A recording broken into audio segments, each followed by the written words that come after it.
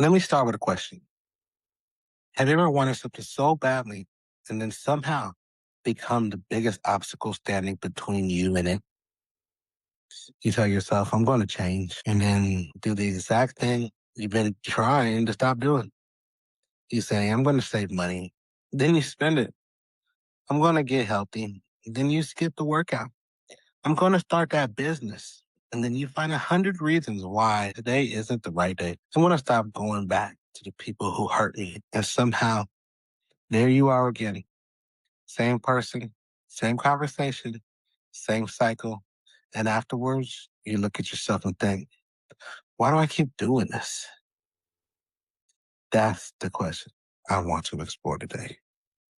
Not from perspective of motivation, not from perspective of just work harder, and definitely not from the perspective of blaming ourselves. I want to look at it through neuroscience because what if some of the behaviors we call self-sabotage are actually the result of the brain trying to predict, protect, regulate, and converse energy? What if your brain isn't asking, will this create the life I want 5 years from now? What if in certain moments it's asking something much simpler? What will make me feel better right now? And that's happening. Then maybe the question isn't what's wrong with me. Maybe the question is, what is my brain learning from the choices I keep making? And with that, this is Thoughts of the Challenge. I am your host, your boy Mito, and we are back on another session of breaking down our mental capacity into understanding the challenges we face every single day. And today's subject is no different than the last, and which is self-sabotage. I want you to meet the person who keeps starting over. Let's create a person. We'll call him Marcus. Marcus isn't lazy. That's important. He's actually exhausted. He works. He has responsibilities. People depend on him. He has dreams. He wants more from his life. Every Sunday night, Marcus sits down and thinks, tomorrow I'm getting serious. He writes down his goals, wakes up early, exercises, eats better, saves money, works on his business, spends more time with his family, stops wasting time. He goes to sleep feeling like Monday, it's going to be different. Monday comes, and for a while it is. He wakes up early, he gets to the workout, he eats the healthy breakfast, he gets some work done. And Marcus thinks, maybe I finally figured it out. Tuesday comes well, Wednesday comes harder, Thursday he's tired, Friday something stressful happens at work, and Friday night he says, you know what? I deserve a break. So he scrolls, he orders food, he skips the workout, he puts the business idea away. One night becomes a few days becomes a few weeks, and eventually Marcus is right back where he started. Then comes the part that hurts. He doesn't just progress, he starts attacking himself. I'm inconsistent. I'm weak. I don't have discipline. I always do this. I'll never change. And now there's another problem. The behavior is no longer the only thing hurting him. His interpretation of the behavior is hurting him too, because now he's building an identity around the failure.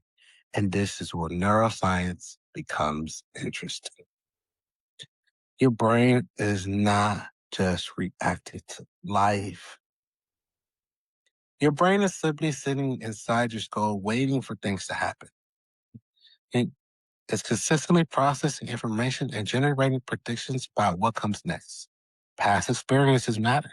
If you repeatedly experience something, your nervous system becomes better at recognizing the patterns surrounding it. That's incredibly useful. Imagine learning to drive.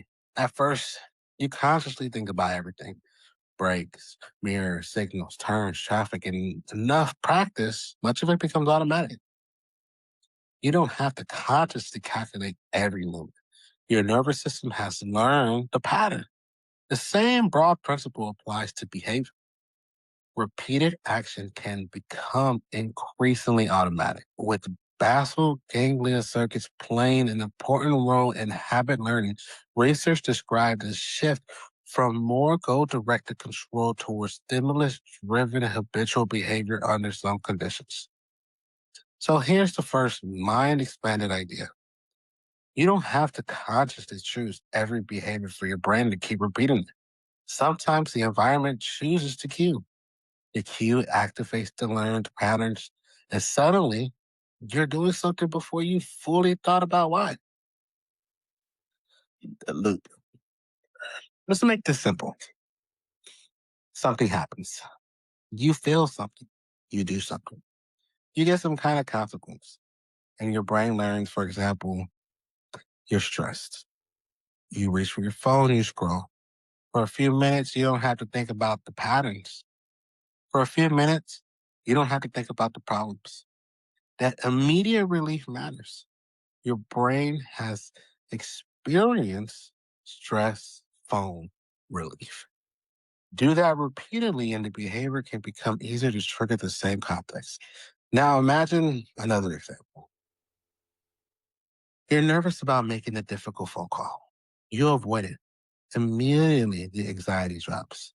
You feel relief. Your brain has learned something. Not, sus- Not necessarily phone calls are bad. It may learn avoidance makes this uncomfortable feeling go away. And that can reinforce avoidance. This is one reason procrastination is more complicated than simply being lazy. A major review of procrastination research found that it involves self regulatory failure and is influenced by factors including task averseness, impulsiveness, and the way people value immediate versus delayed outcomes. So sometimes you aren't choosing the worst future, you're choosing the better feeling right now. That's different. And understanding that difference changes how we approach the problem. You probably heard dopamine is the pleasure chemical. That is an oversimplification. Dopamine is involved in several processes, including motivation, learning, reinforcement, and processing of reward related information. And that distinction matters because sometimes what pulls us towards a behavior isn't simply the pleasure we get from it, it's the anticipation, the possibility, the expectation, the cue. Think about your phone. You hear a notification. You don't know what's there. Maybe it's a message. Maybe it's a comment. Maybe it's nothing important, but you check anyway. The certainty itself can make the cue powerful. Now take that same principle into everyday life, but your phone offers something immediate. Your goals offer something delayed. Your phone says something interesting might be here right now. Your long-term dream says you keep working and maybe something meaningful will happen months from now. The brain has to evaluate competing rewards.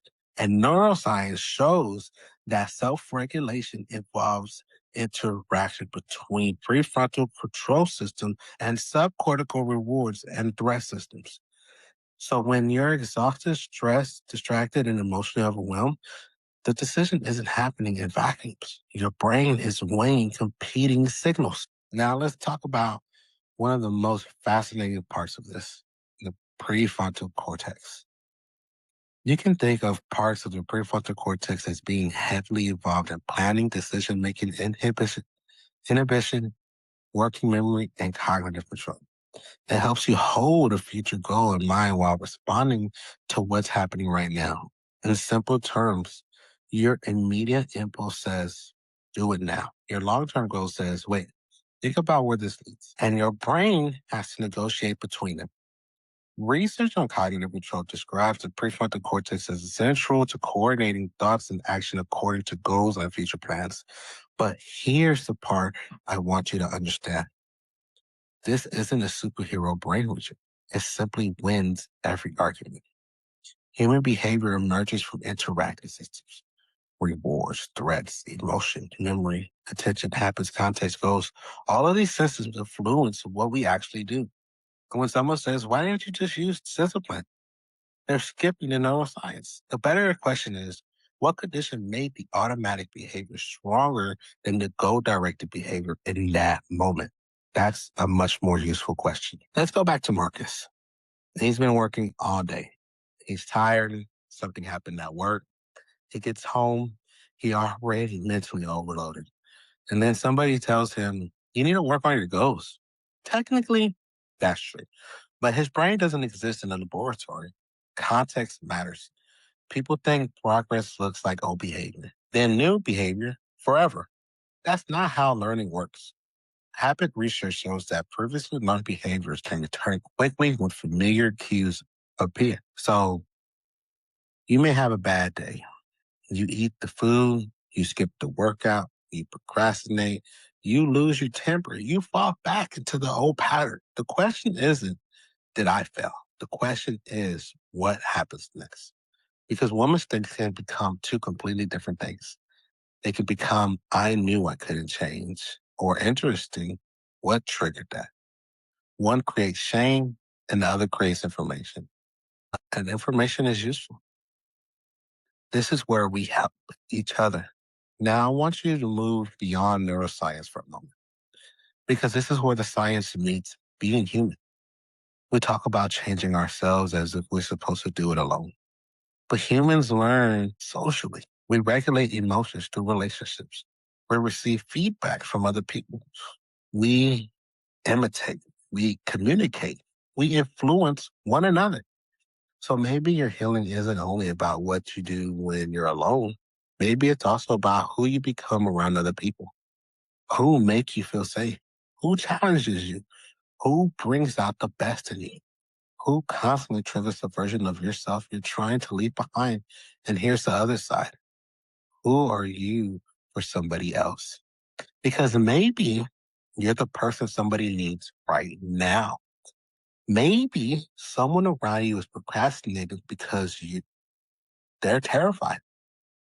Maybe someone looks lazy because they're overwhelmed. Maybe somebody keeps pushing people away because connection has hurt them before. Maybe somebody keeps starting over because they don't believe they're capable of finishing. And instead of saying, what's wrong with me? Maybe we ask, what's happening? That's a different culture. That's a different conversation. And maybe that's what we need more of. The question behind the question. Let's go back to Marcus. He's standing in front of the mirror and he says, why do I keep sabotaging myself? But now, here's a better question. What happens inside me right before I give up? He notices something. He doesn't actually hate exercise. He hates feeling like he's failing. He doesn't hate his business idea. He's afraid that people will judge him. He doesn't hate discipline. He's exhausted. He doesn't hate success. He's afraid of what will happen in his life actually changes. Now, Marcus has something, not an excuse, a starting point. Because once you understand the pattern, you can experiment with changing that pattern. Maybe he starts smaller. Maybe he gets help. Maybe he changes his environment. Maybe he gets better sleep. Maybe he talks to a therapist. Maybe he stops expecting himself to transfer overnight. Maybe he starts treating his brain as something to train rather than to something to fight. And slowly that loop changes. Here's the idea I want you to leave with. You are not simply the sum of your intentions. You are also the product of what you repeatedly practice. Your brain is constantly learning from your behavior. Your environment gives you cues. Your emotions influence your decisions.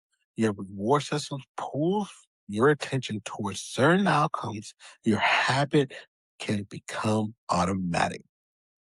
Your prefrontal network helps you pursue long-term goals. And all of these systems interact. So if you want a different life, don't only create different goals, create different experiences, different keys, different routines, different environments, different relationships, different responses, because eventually those experiences become part of the brain you're bringing into tomorrow. 3 questions to take with you in your time of healing and recovery. I want you to write these down. Question 1. What behavior keeps repeating in my life that I don't actually want? Don't judge it. Name it. Question 2. What does that behavior give me immediately? Relief, comfort, control, escape, attention, pleasure, safety? Think about it. All right, question 3. What healthier behavior could give me some of the same benefits without creating the same long-term costs? That's where the experiment begins. Again, what healthier behavior could give me some of the same benefits without creating the same long-term costs? Put that down. Write your answer. Don't judge. Just do. Now, I'm going to give you my final thoughts here. And maybe you spent your years saying, I'm my own worst enemy. I want you to reconsider that. Maybe you're not your own enemy. Maybe you're a human being whose brain learned strategy that once made sense, but don't necessarily serve you anymore. That's a very different story. Because if the brain can learn, it can continue learning. If habits can become automatic, new habits can be practiced. If your environment can trigger old patterns, you can redesign your environment. If your brain can adapt experiences, then your experience matters. But change isn't magic. It isn't manifestation replacing action. It isn't pretending everything is positive. It isn't blaming yourself when you struggle. It's learning, experimenting, repeating, adjusting, getting help when you need it, and trying again. That's the part I want us to understand. You don't have to win against your brain. You have to learn how your brain works. Because once you understand the system, you can start working with it. And maybe that's what growth really is. Not becoming a completely different person, but teaching an old brain through new experiences. That's a different way of living is possible. So tonight or tomorrow morning, whenever you're about to repeat an old pattern, pause, take a breath, ask yourself, what happened inside me right now? Then, what am I about to teach my brain? Because every choice is information. Every repetition is practice. Every experience is part of the learning process. You don't have to get it perfect. You just have to become curious enough to notice, brave enough to interrupt, and patient enough to practice something different. And maybe that's where we come in. Because I don't want this podcast to be me standing on one side of the room telling you how to fix your life. I want it to be a conversation. You bring your experiences. I bring what I'm learning. Somebody else brings their story. And somewhere in that exchange, someone who thought they were alone realizes, wait, I'm not the only one. And maybe that's the beginning, not of perfection, but of understanding. And sometimes understanding is the first crack of light that allows change to enter. And with that, I bring you thoughts of the challenge. And I am your host, your boy Mito. And I thank you all. And let's continue on this conversation by being there for one another. Much love from this side of the screen to the next. I'll see you on the next storyline.